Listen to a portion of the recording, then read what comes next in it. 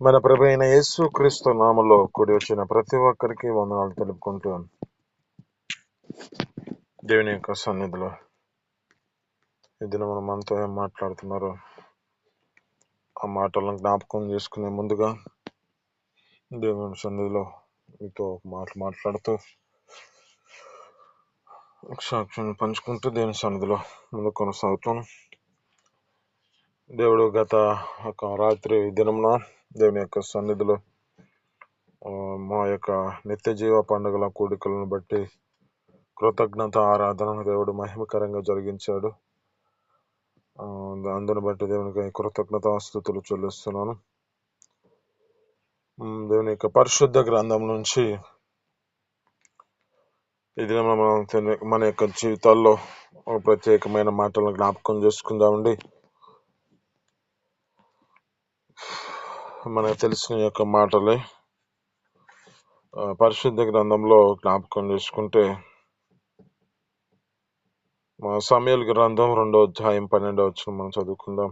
మొదటి సమూయేలు గ్రంథం 2వ అధ్యాయం 19వ వచనం మనం చదువుకుందామండి.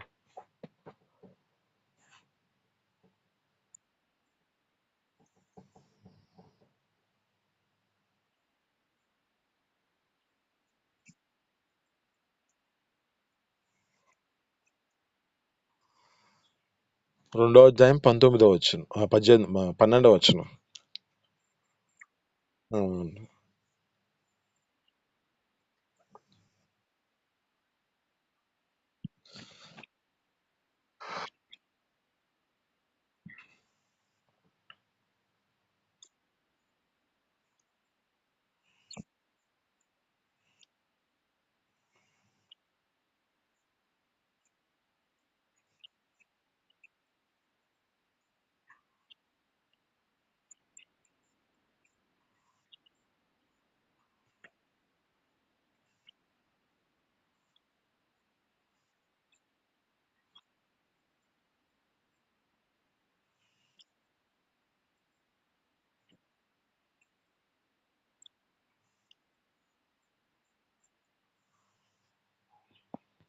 ఇక్కడ జ్ఞాపకం చేసుకుంటే ఏలి కుమారులు.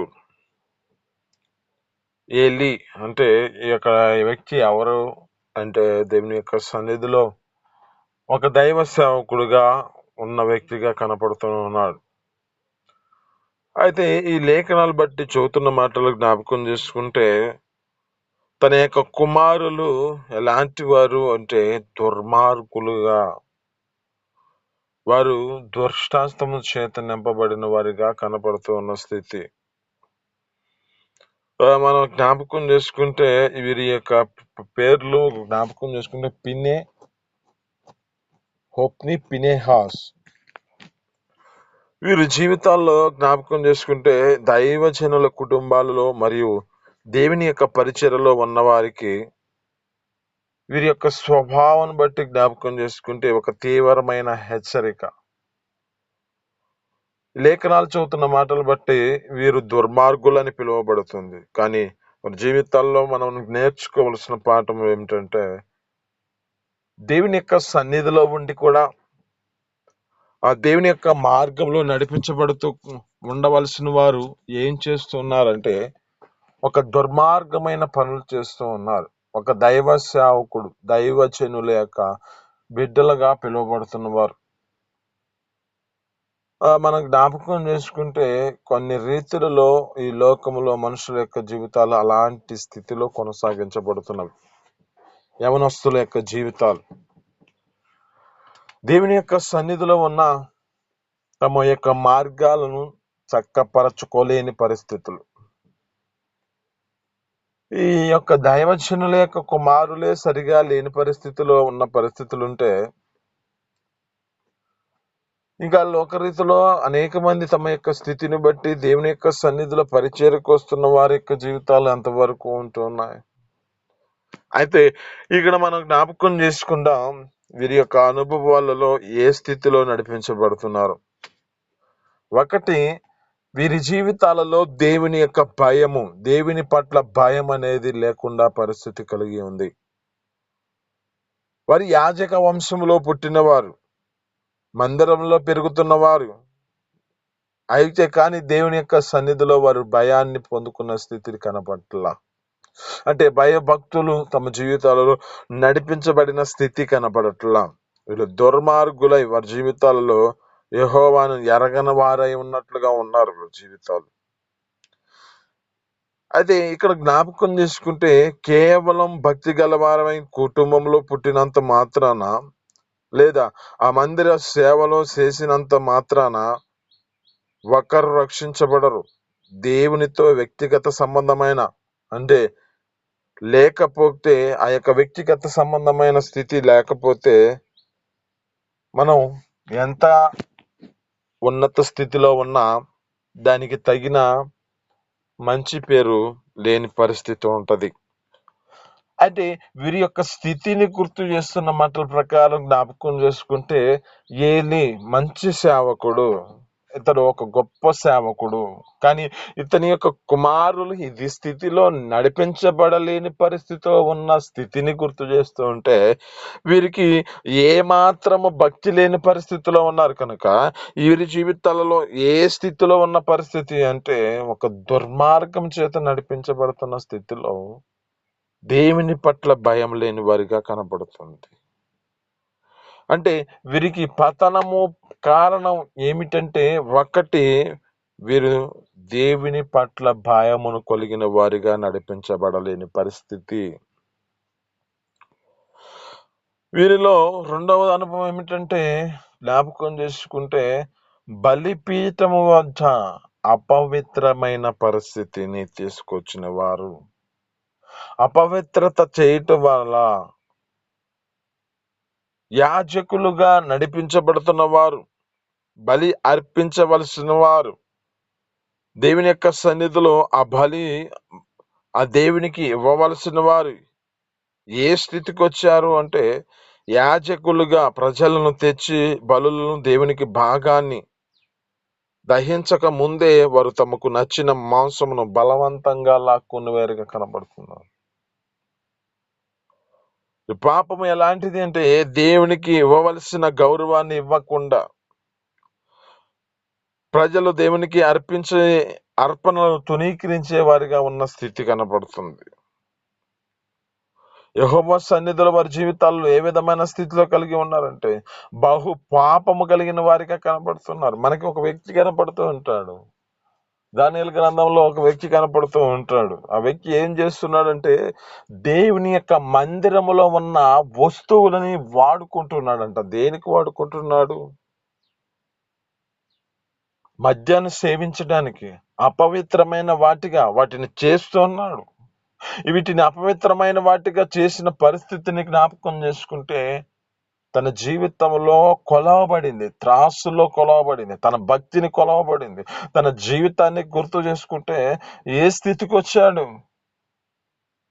తన యొక్క జీవితంలో జ్ఞాపకం చేసుకుంటే తన యొక్క స్థితిని బట్టి హతుడయ్యే పరిస్థితికి వచ్చింది తన యొక్క జీవితం. ఎందుకు అంటే, దేవుని యొక్క సన్నిధిలో ఉన్న వస్తువులని దేవుని యొక్క సన్నిధికి వాడాల్సిన వాడు ఏం చేస్తున్నాడంటే అపవిత్రమైన వాటిగా చేస్తున్నాడు. ఇక్కడున్న స్థితిని కూడా గుర్తు చేసుకుంటే, దేవుని సన్నిధికి ఇస్తున్న బలులను అర్పణను వారు ఏం చేస్తున్నారంటే, దేవునికి ఇవ్వవలసిన వాటిని వారు అపవిత్రమైన వాటిగా చేస్తూ ఉన్న పరిస్థితి.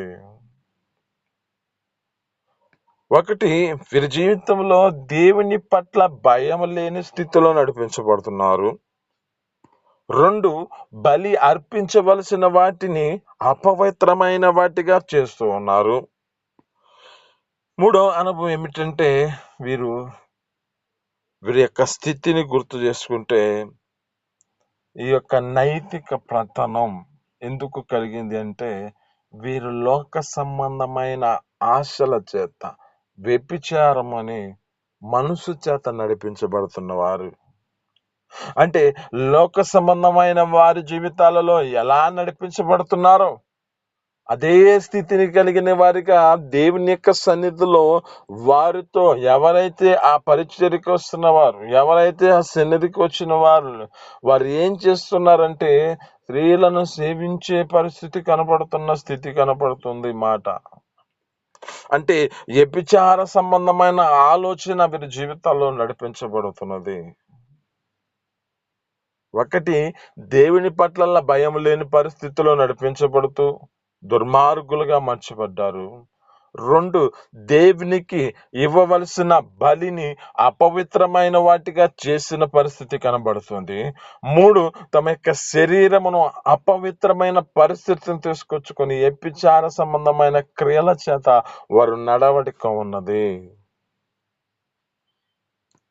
ఇక్కడ జ్ఞాపకం చేసుకుంటే వీరి యొక్క స్థితిని బట్టి వీరికి పతనం ఎందుకు కారణమవుతుందంటే వీరి జీవితాల్లో ఈ విధమైన స్థితిలో నడిపించబడ్డారు. దేవుడు తన జీవితంలో జ్ఞాపకం చేసుకుంటే వారి యొక్క స్థితిని బట్టి గుర్తు చేసుకుంటే తన తండ్రి చెబుతూ ఉన్నాడు. ఆ తండ్రి మందలింపును వారు ఏం చేశారంటే తునీకరించారు. 4వ అనుభవం. ఇది ఎందుకు తునీకరించారు అంటే అక్కడ మాట జ్ఞాపకం చేసుకుంటే లేఖనాలు చదువుతున్న మాటలో దేవుడు వారిని చంపదలిచి ఉంచెను గనుక అనే మాట ఉంటది. కనుక వారు తన యొక్క తండ్రి మాట వినకపోయిరి అంటుంది మాట. ఎందుకని ఈ పరిస్థితికి వచ్చారు అంటే వారి జీవితంలో ఇక పతనానికి దగ్గరైపోయింది.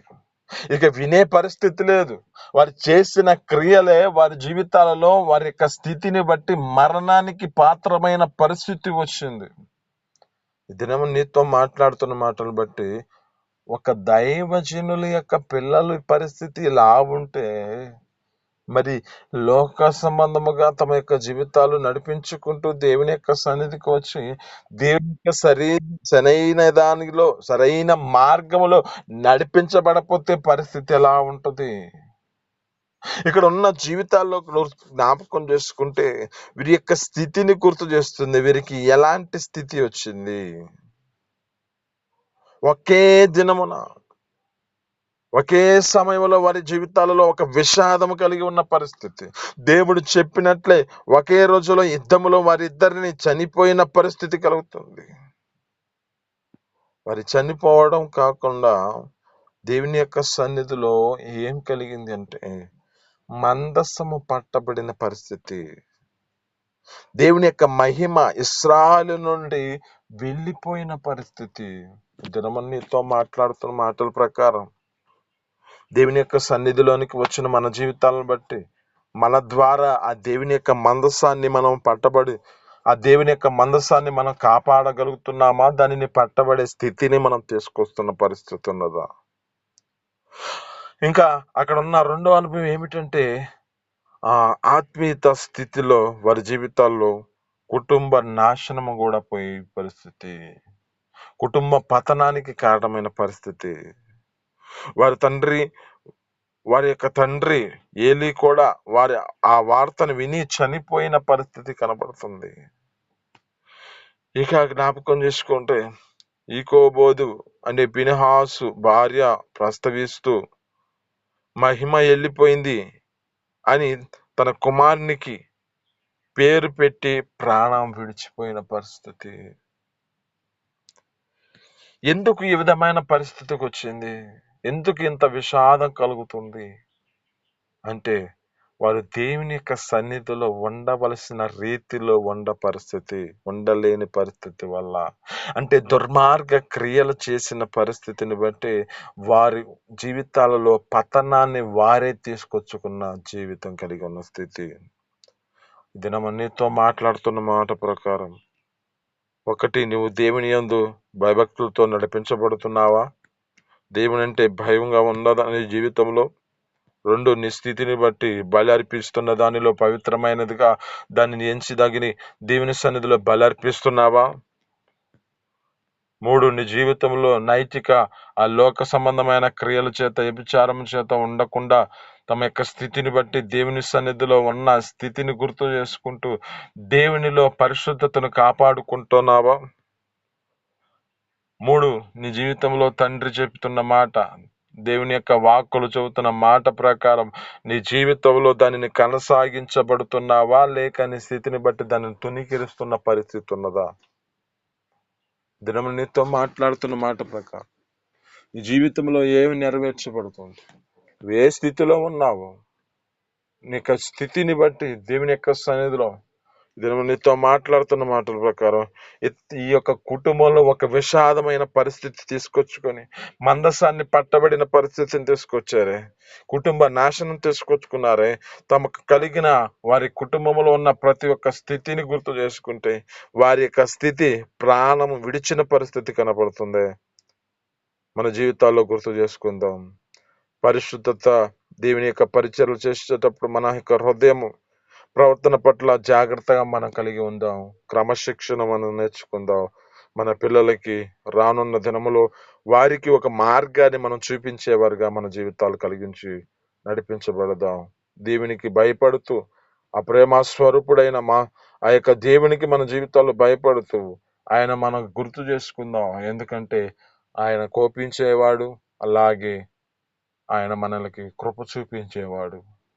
ఆయన మన జీవితాలలో ఒక దయా సంపన్నుడు. ఒక విషయంలో ఆయన దహించు అగ్ని అయి ఉన్నాడు. అలాంటి స్థితిలో మనం దహించు అగ్నికి మనం ఆహుతులుగా కాకుండా దేవుని యొక్క మార్గములో, ఆయన మనకు చూపించిన మార్గములో ఒక నీతి యథార్థమైన భక్తితో నడిపించబడుతూ నిత్య పరలోక రాజ్యానికి సిద్ధపాటు కలిగి ఉందుముగాక. ఈ మాటలు మీ వినికిడిలో దీవించి ఫలించునుగాక. చిన్ని ప్రార్థన. పరిశుద్ధుల జీవాధిపతి, ఆశ్చర్యకరుడ, మహోన్నతురానికి స్తోత్రాలు. మీ అపారమైన ప్రేమ చేత ఈ యొక్క ఉదయకాలం మాతో మాట్లాడిన మాటలు బట్టి నీ స్తోత్రాలు. అయ్యా నా తండ్రి, మీరు జ్ఞాపకం చేసుకుని మాకు ఈ దినమున ప్రత్యేకంగా హోప్ని పిన్ని హాస్ను మాకు గుర్తు చేసిన దాన్ని బట్టి నీ స్తోత్రాలు. అయ్యా, వీరు నా తండ్రి ఏలి కుమారులుగా పిలువబడుతున్న, అయ్యా నా తండ్రి ఒక సేవకుని పిల్లలుగా పిలువబడుతున్న వారి జీవితాల్లో నడవలసిన మార్గమును నడిపించబడని స్థితిలో ఉన్నారు తండ్రి. అయ్యా, నీ పట్ల భయం లేకుండా నడిపించబడ్డారు. మా జీవితాలు అలాంటిగా ఉండక అయ్యా నీ సన్నిధిలో ఒక నమ్మకమైన వారిగా నీ పట్ల భయభక్తులతో నడిపించబడే కృపను మాకు దయచేయండి. అయ్యా నా తండ్రి, మా జీవితాలలో నీకు బలి అర్పించవలసిన బలి అర్పణలను అయ్యా నిర్లక్ష్యపరచకుండా, అపవిత్రపరచకుండా మా జీవితాలు బలి అర్పించే కృపను మాకు దయచేయండి. దేవానికి స్తోత్రాలు. దేవా, లోక రీతిలో మాటలు బట్టిన తండ్రి, అయా లోకంలో తండ్రి, అయా లోక సంబంధముగా తండ్రి తమ జీవితాలు వ్యభిచార లోక సంబంధంలోకి అయా కొనసాగించబడుతున్న వారి జీవితాలు కలిగి ఉంటది. అయా వారి జీవితాలు కూడా అదే స్థితిలో కలిగి ఉన్నారు. దేవుని సన్నిధిలో ఉన్న తమ క్రియలు లోక సంబంధమైన క్రియల చేత నడిపించబడుతూ వ్యభిచార సంబంధమైన క్రియల చేత నడిపించబడ్డారు. అయ్యా, అటు జీవితంగా ఉండక మా జీవితాల్లో మా పరిశుద్ధతను మేము కాపాడుకుంటూ సన్నిధిలో కొనసాగించబడే కృపను దయచేయండి. అయ్యా, మీరు హెచ్చరిక చేస్తున్నప్పుడు కానీ, అయ్యా నా తండ్రి మాకు ఇచ్చిన ఆ యొక్క దైవజనులు చెబుతున్న మాటలను బట్టి కానీ మేము ఈ హెచ్చరికకు లోబడి మా జీవితాలను సరిచేసుకుంటూ నిత్యము నీ సన్నిధిలో ఉండే కృపను మాకు దయచేస్తూ ఆ నిత్య పరలోక రాజ్యానికి సిద్ధపాటు కలిగి ఉండే కృపను మాకు దయచేయమని యేసు పరిశుద్ధ నామములో అడిగి పొందుకొని జీవిస్తున్నాం తండ్రి. ఆమేన్.